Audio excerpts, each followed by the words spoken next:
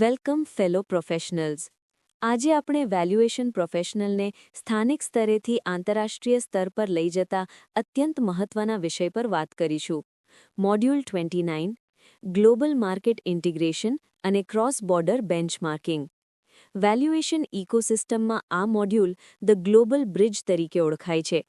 જ્યારે કોઈ વિદેશી કંપની ભારતમાં રોકાણ કરે અથવા ભારતીય કંપની વિદેશમાં પ્રોપર્ટી ખરીદે ત્યારે વેલ્યુએશનના ધોરણો સમાન હોવા જોઈએ, જેથી રોકાણકારોનો વિશ્વાસ જળવાય.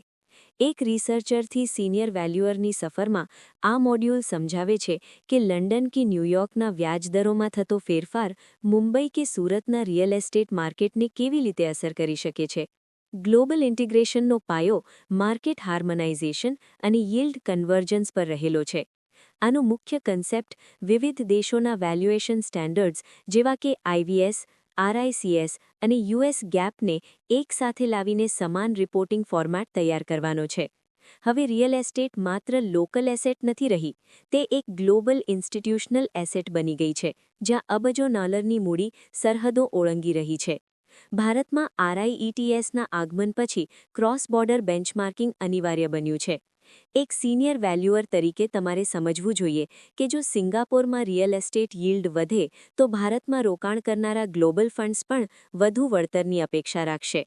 લીગલ અને સ્ટેન્ડર્ડ લિંકેજમાં ફેમા એટલે કે ફોરેન એક્સચેન્જ મેનેજમેન્ટ એક્ટ મુખ્ય છે, જે વિદેશી મૂડી રોકાણના નિયમો નક્કી કરે છે.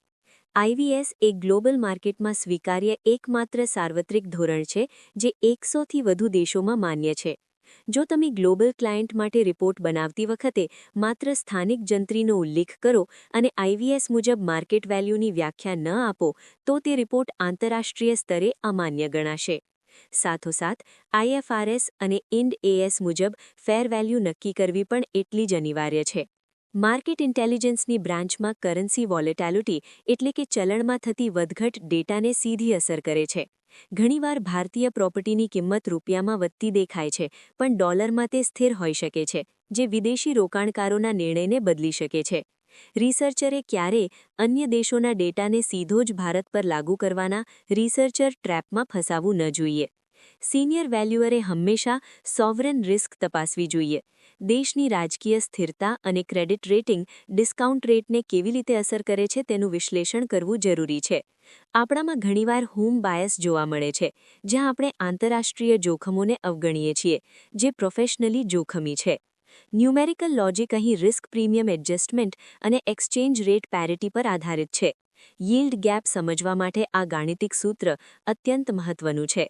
વિવિધ દેશોના ચલણોને સામાન્ય રીતે USDમાં ફેરવીને એપલ્સ ટુ એપલ્સ સરખામણી કરવી જોઈએ. ઓડિટમાં તમારું વેલ્યુએશન ત્યારે જ ટકશે જ્યારે તમારી પાસે ગ્લોબલ બેન્ચમાર્ક સાથેનું તાર્કિક જોડાણ હશે. પ્રોફેશનલ જજમેન્ટમાં જો ગ્લોબલ ટેક સેક્ટરમાં મંદી હોય તો ભારતીય IT પાર્ક્સના વેલ્યુએશનમાં કોશનરી ડિસ્કાઉન્ટ આપવો એ જ પ્રોફેશનલી એડવાઇઝેબલ અપ્રોચ છે. અમેરિકન પ્રાઇવેટ એક્વિટી ફંડના પ્રેક્ટિકલ સિનારીઓમાં જોયું તેમ માત્ર સ્થાનિક બ્રોકર્સના રેટ આપવાને બદલે તેને સિંગાપોર કે વિયેતનામ સાથે બેન્ચમાર્ક કરી રિસ્ક પ્રીમિયમનું ગાણિતિક મોડલ રજૂ કરવું જોઈએ. રેડ ફ્લેગ્સ પર ખાસ ધ્યાન આપજો. US ફેડરલ રિઝર્વના વ્યાજદરોની અવગણના કરવી, અલગ દેશોમાં કાર્પેટ વર્સેસ ગ્રોસ એરિયાની વ્યાખ્યામાં તફાવત અથવા વિદેશી રોકાણકારો માટેના વિથહોલ્ડિંગ ટેક્સની અસર ન ગણવી એ મોટી ભૂલ છે.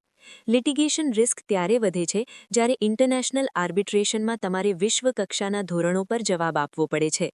દુબઈ સ્થિત ડેવલપરના હૈદરાબાદ કેસ સ્ટડી પરથી શીખવા મળે છે કે ગ્લોબલ ક્લાયન્ટ માટે વેલ્યુ માત્ર એક આંકડો નથી, બટ સર્ટન્ટી છે. બેન્ચમાર્કિંગ દ્વારા સાબિત થયું કે વધારાના રિસ્ક સાથે ભારતીય માર્કેટમાં મળતું વળતર એટલે કે આલ્ફા વૈશ્વિક સ્તરે આકર્ષક હતું. તમારી એક્સપર્ટાઇઝ ત્યારે જ સાબિત થશે જ્યારે તમે સ્થાનિક માર્કેટના નોલેજને વૈશ્વિક આર્થિક પરિબળો સાથે જોડીને એક ડિફેન્સિબલ ઓપિનિયન આપશો.